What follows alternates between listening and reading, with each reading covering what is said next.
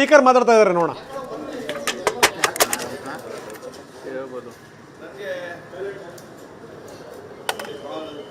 ಕರ್ನಾಟಕ ರಾಜ್ಯಕ್ಕೆ ವಿಶೇಷವಾದ ಗೌರವ ಇದೆ.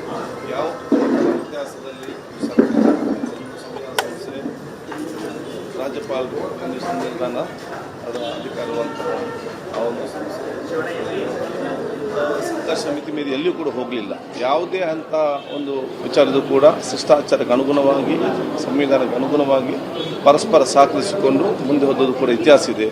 ಅದಕ್ಕೆ ನನಗೆ ವಿಶ್ವಾಸ ಇದೆ ಸರ್ಕಾರ ಮತ್ತು ರಾಜ್ಯಪಾಲ ಎರಡು ಸಂಸ್ಥೆ ಕೂಡ ಒಟ್ಟೊಟ್ಟಿಗೆ ಒಗ್ಗಟ್ಟಿನಲ್ಲಿ ಸೌಹಾರ್ದತೆಯಿಂದ ಆ ಒಂದು ಸಂಘರ್ಷಕ್ಕೆ ಯಾವುದೇ ಹಾದಿಲ್ಲದೆ ಕರ್ನಾಟಕ ದೇಶಕ್ಕೆ ಮಾದರಿಯಾದ ರೀತಿಯಲ್ಲಿ ಅದು ಇವತ್ತಿನ ನಮ್ಮ ಅಧಿವೇಶನ ನಡೀತದೆ. ಸರ್ ಬರ್ತಾರಾ ಅಂತ ಬರ್ತಾ ಇದ್ದಾರಾ ಸರ್ ಬರ್ತಾ ಇದ್ದಾರಾ ನೋಡಿ, ನಾನು ಅದನ್ನು ಹೇಳ್ತಿದ್ದೇನಲ್ಲ, ಇವತ್ತು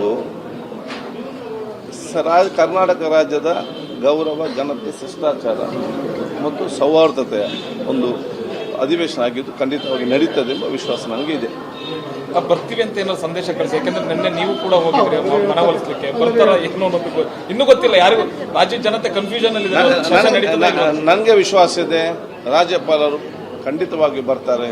ಗೌರವಿತರು, ಹಿರಿಯರು, ಸಂಬಂಧಿತರು ಮತ್ತು ಭಾಳ ಕಾನೂನು ಮತ್ತು ನಿಯಮ ಭಾಳ ಚೆನ್ನಾಗಿ ಇವತ್ತು ತಿಳಿದುಕೊಂಡವರು. ಎಂಥೇ ವಿಚಾರ ಕೂಡ ಅವರ ಒಂದು ಪ್ರಭುತ್ವತೆ, ಅವರ ಒಂದು ತಿಳುವಳಿಕೆ, ಕಾನೂನಿನ ತಜ್ಞತೆ ಮತ್ತು ಸರ್ಕಾರದ ಒಂದು ಸೌಹಾರ್ದತೆಯ ನಿಲುವು, ಪರಸ್ಪರ ಸಹಕಾರ ಮನೋಭಾವ, ಸರ್ಕಾರದ ಮತ್ತು ರಾಜ್ಯಪಾಲ ಇಬ್ಬರ ಸೌಹಾರ್ದ ಮನೋಭಾವ ಮತ್ತು ಶಿಷ್ಟಾಚಾರ ಅನುಗುಣವಾಗಿ ಇಬ್ಬರು ಕೂಡ ಇವತ್ತು ಅದರ ಬಗ್ಗೆ ಒಗ್ಗಟ್ಟಿನಿಂದ ಹೋಗ್ತಾರೆ ಅಂತ ವಿಶ್ವಾಸ ಖಂಡಿತವಾಗಿ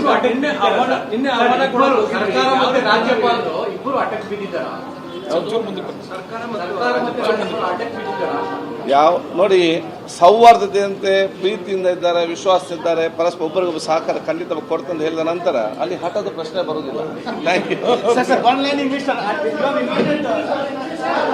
ನೋಡಿ, ಯುಟಿ ಖಾದರ್ ಪ್ರಬುದ್ಧರಾಗ್ತಾ ಇದ್ದಾರೆ ಅನ್ನೋಕ್ಕೊಂದು ಎಕ್ಸಾಂಪಲ್ ನೋಡಿ. ಅವ್ರು ಹೇಳಿದಂಥ ಮಾತುಗಳಿದೆಯಲ್ಲ, ಎಲ್ಲೂ ಕೂಡ ಅವರು ಬೇರೆ ಒಂದು ಶಬ್ದವನ್ನು ಬಳಸಲಿಲ್ಲ. ಅವರು ಭಾಳ ಸಂಭಾವಿತರು, ಅವರು ಕಾನೂನು ತಜ್ಞರು, ತುಂಬ ಅನುಭವಿಗಳು. ಅವರು ಯಾವುದೇ ರೀತಿ ಆ ರೀತಿ ಮಾಡಲ್ಲ ಅನ್ನುವಂಥ ವಿಶ್ವಾಸ ಖಾದರ್ ಅವ್ರದ್ದು, ಸ್ಪೀಕರ್ ಅವ್ರದ್ದು. ಶಿಷ್ಟಾಚಾರಕ್ಕೆ ಅನುಗುಣವಾಗಿ ಅಧಿವೇಶನ ನಡೆಯುತ್ತೆ ಅಂತ ಹೇಳ್ತಾರೆ ಖಾದರ್.